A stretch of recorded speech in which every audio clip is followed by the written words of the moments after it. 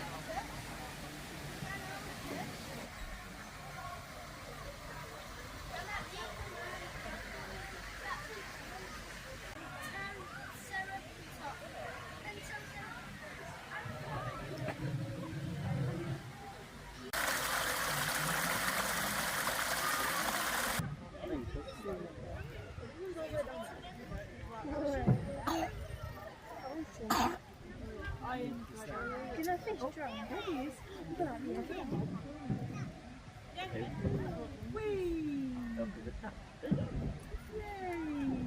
Probably born here. They're trying to get out. Why are they trying to get out?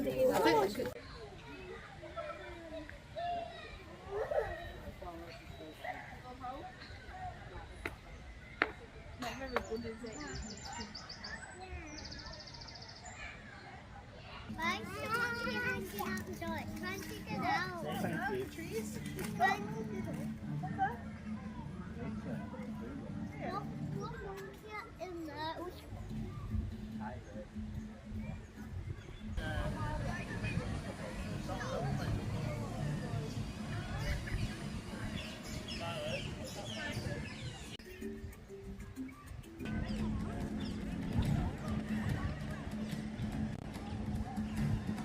Look, the light, the side of the fighting.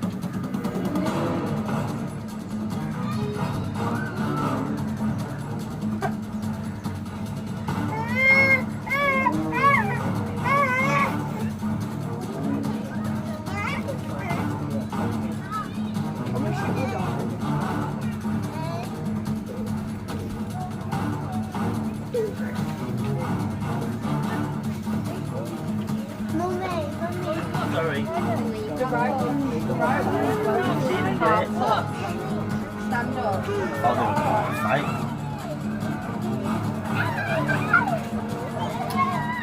What are you on there?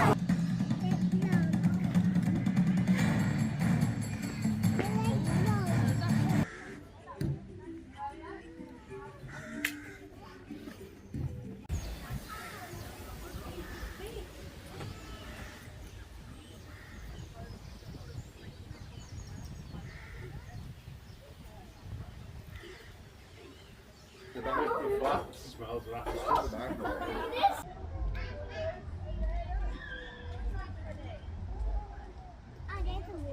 There's another one.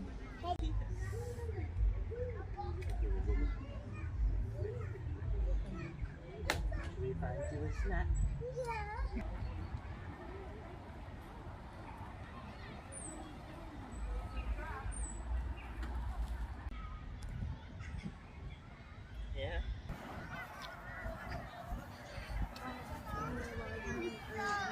So this is a little area.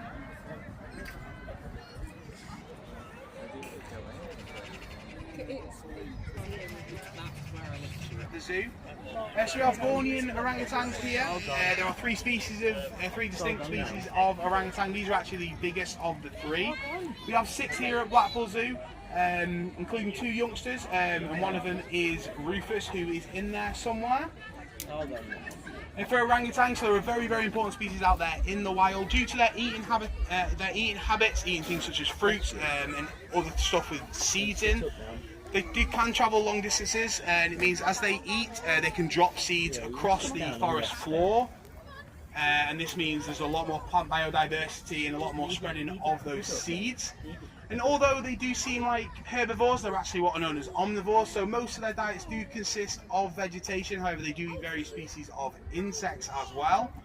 Here at Blackpool Zoo, they get a steady diet of things such as leaves, fruits and vegetables. We make sure to scatter feed. This is a form of enrichment. This means that rather than putting all their food in one place, we can scatter them across their habitat. It means that they can bring out those natural foraging behaviours that you would see out there in the wild. Obviously one of the big 5 great apes, so obviously there's orangutans, gorillas, bonobos, chimpanzees and then us as humans. And with orangutans, they're actually the only one of the great apes that don't live on the continent of Africa. They're obviously found in Borneo, which is in Asia. They're one of the most arboreal as well. They spend a lot of time in trees and high up, which you can see obviously is the one right in front of us here.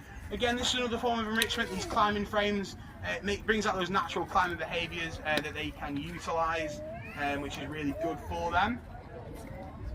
With orangutans, they have one of the longest childhoods in the whole of the animal kingdom as well. Their babies can stay with their mothers for up to 13 to 14 years, forever learning from their mother how to forage, how to nest properly, how to move and where to go. They are a lot bigger than the females, as well as the males you'll notice have cheek pads. Again, these cheek pads are just to make them look bigger, so when it comes to getting a mate, or if there is another male and they're fighting for territory or for mating privileges, it makes them look bigger, yeah, and it tries to warn them off. Station.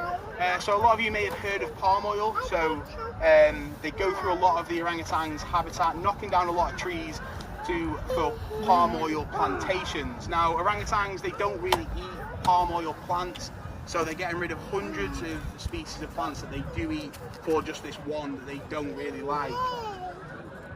The other problem with these palm oil plantations is that it creates a lot of fragmentation between orangutans, and this means that it splits them up, so they're kind of scattered around Borneo rather than specific areas, which obviously can sometimes mean that babies are split up from their mothers, which is obviously very detrimental to their species, especially because they are critically endangered. Every individual is so important to the survival of the orangutans.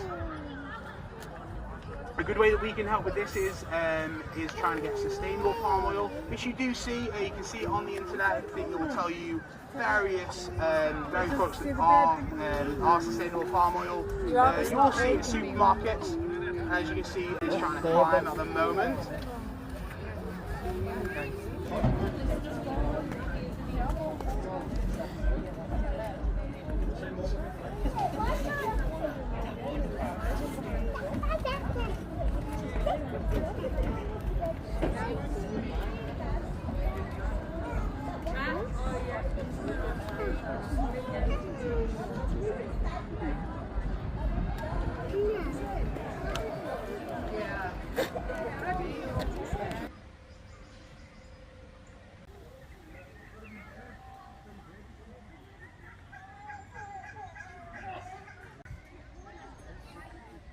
One of the flamingos.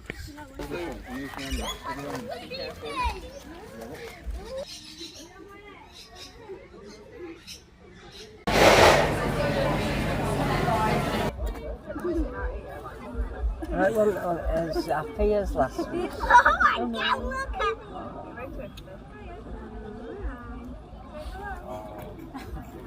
Look at him, he likes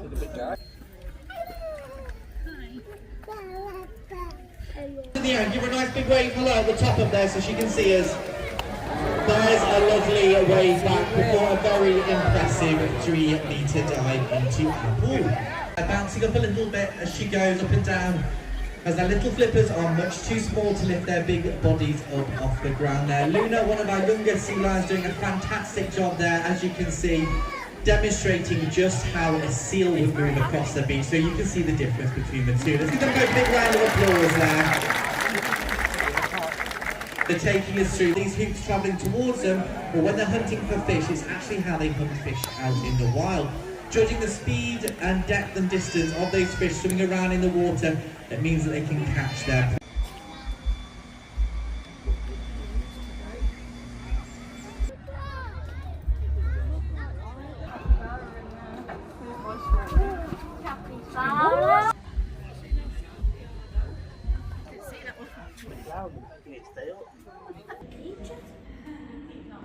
She breed? Endangered in 19. Oh yeah, it's not from anything that they Right, can you see them?